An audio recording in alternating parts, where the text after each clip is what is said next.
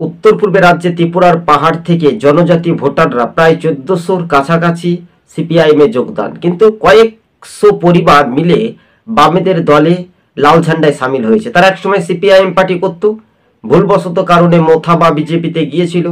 অতএব সিপিআইএমের বিধানসভার যিনি বিরোধী দলের নেতা জিতেন্দ্র চৌধুরীর হাত ধরে পুনরায় সিপিআইএমে ফিরে এসে লাল পতাকা তুলে নিলেন একেবারে কাঁধে। কার্যত সবুজবঙ্গ নিউজ আপনাদের সঙ্গে আমরা প্রতিনিয়ত প্রতিবেদনটি তুলে ধরেছি।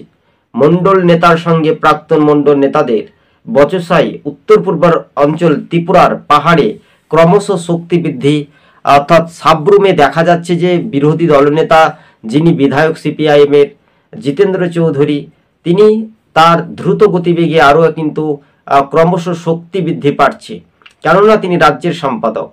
কেননা এই 1400 ভোটার আরও পরিসংখ্যানটা পরবর্তী সময়ে বাড়তে পারে। আপনাদের সঙ্গে সেটাই আমরা সরজমিনে কিছুটা কথোপকথন কিছুটা প্রকাশিত করছি। তবে রাজ্য রাজনীতির ময়দানটা সেটা একেবারে স্পষ্ট হচ্ছে দর্শক বন্ধুগণ, তাই না? এই বিষয়টি আপনাদের সঙ্গে কথোপকথন তুলে ধরার চেষ্টা করেছি।